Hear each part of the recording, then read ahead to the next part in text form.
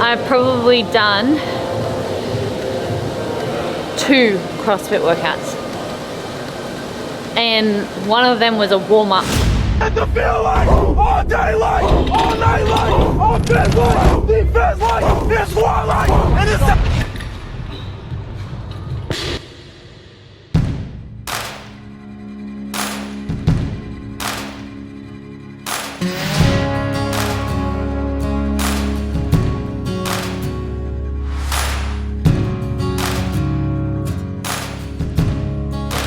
everyone, so we are back in Nashville and Shane and I are so excited.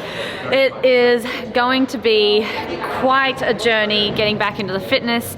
I haven't actually done a CrossFit workout since the Rogue Invitational, so that is 3 months ago. I've just honestly been focusing on bobsled and going through the whole bobsled season, but now we're back in Nashville and getting after it. I am 10 kilos heavier, which is, you know, about 20 pounds heavier than what I was before I embarked on this bobsled journey. And so now, throughout that whole process, I'm going to be trying to lose weight back to my natural body weight, and I'll also be trying to help and improve my fitness, because obviously that has definitely you know, been in jeopardy since doing bobsled. But it shouldn't take me too long to, you know, get the body used to the metcons and, you know, the volume, because I've already laid out such a really solid baseline. But I'm excited to be back. Wait, how? So until failure, add a calorie. Girls are doing calories, guys. I told him to start at 12. That's a bit aggressive. That's so nice of you. I know, that's being nice. At least it's an M-wrap. I could like kind of walk my way through. You wanna do it? Shane. Remember that one time we were doing wall balls, we had like, I think handstand walk, and we had like pull-ups, and we was like 4 rounds. Oh yeah. I died. That one was fun. That was not fun. You were very grumpy that day. Oh, I was annoyed. On the right. The wall ball kept like landing in my face. All right, after Rogue, I've probably done 2 CrossFit workouts. And one of them was a warm-up, just to get the body moving after flying from Europe to Lake Placid the second time. Was it just out of like, because you didn't have time, or like you? Yeah, like we basically got in late in the afternoon, and Shane wanted to make sure that our next training day was going to be worthwhile. So we got off the plane and we actually did like a moderate CrossFit workout, just to get the blood moving, get the body moving. And then yesterday I did my second workout, which was a bike erg workout, and that was more just like conditioning, because it was yesterday morning at 1 AM when we got into Nashville. So I haven't, like, this will officially be like my first actual CrossFit workout where it's like an M-wrap, and I've got like wall balls, wall walks, ski, and whew, I'm actually a little nervous. First day of training, right? Like, sure, we did a bit before we got back to Nashville, but this is sort of allowing ourselves to be in the environment now, catching up with the crew for sure, and involving ourselves more towards the open. And today's session, what we're going to do is 3 parts essentially. We're going to do a weightlifting strength piece, we're going to do a metcon, and then a skill piece, and then into an EMOM until failure. Minute 1 starts with 10 cal, minute 2 is 20 GHDs. However, you'll add a calorie to the echo each round.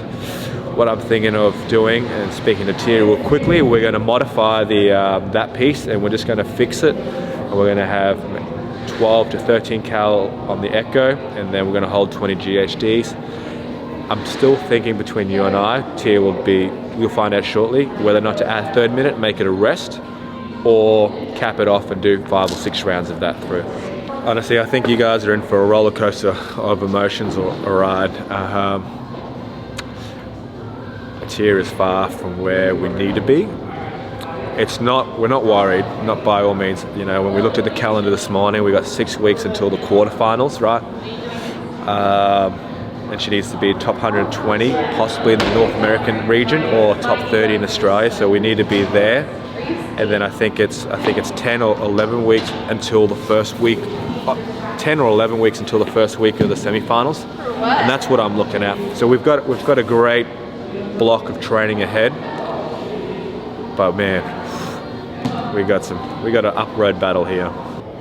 So, you know, over the course of the last 3 months, where I've been just solely focusing on bobsled, I had to put on body weight, because the lighter the sled that I have to push, the easier and hopefully the faster I get to push it. So, you know, if I was to put on, you know, say 5 kilos, that means that I could make my sled 5 kilos lighter. So from when I started, I ended up putting on 10 kilos of body weight, which then meant that throughout the season, as I was progressing and slowly putting on body weight, I was able to slowly take some weight out of the sled.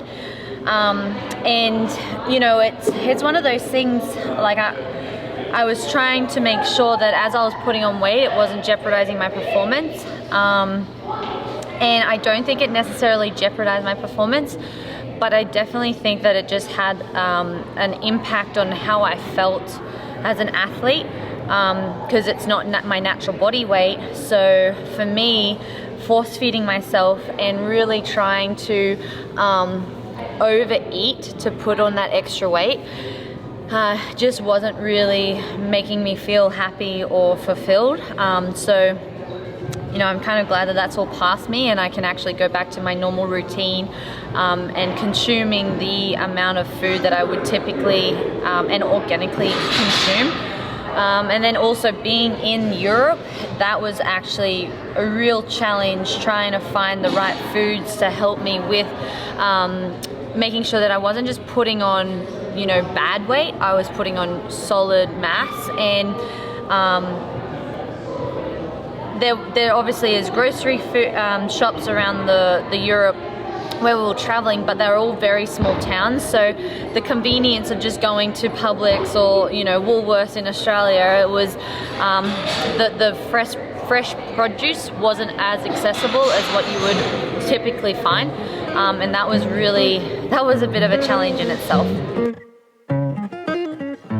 I've been on the road, I've been doing shows. Now we eating steak, remember sleeping on the floor. I'm stillin' at the gas station when the time was cold. In the kitchen, hot, still trying to flip it out the stove. Rockin' fake J's, praying that nobody know. Watch them take my dog away, it was way too hard to stay composed. Fight to see the light of day, all this blood on my clothes. I was tired every day, green light, it's time to go.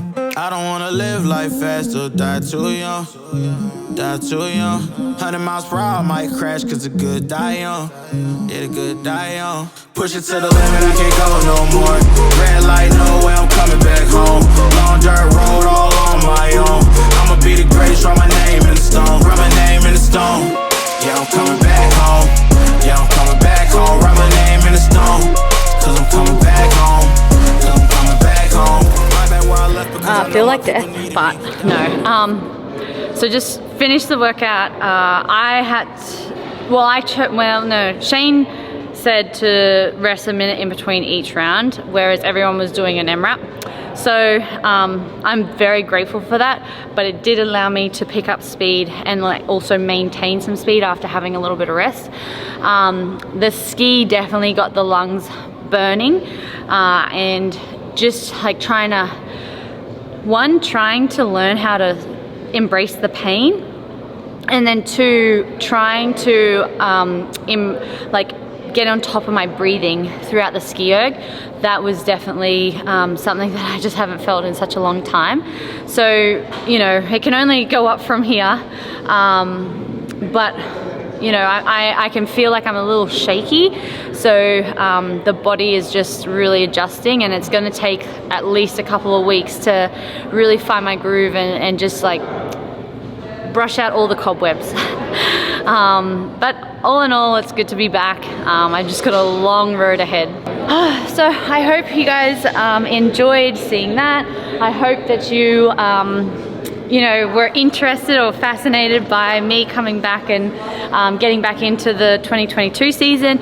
If you have any comments, just, you know, or questions, comment below. And don't forget to like and subscribe, and I'll see you in the next video. Told me I should leave. I see the bigger picture and it's way bigger than me. Can't be living like a king, but my people need to eat. If I got it, then you got it. We gon' get back on our feet, and I put it on me. I don't wanna live life fast or die too young. Or die too young. 100 miles per hour might crash, cause good die young. But here I come. Push it to the limit, I can't go no more.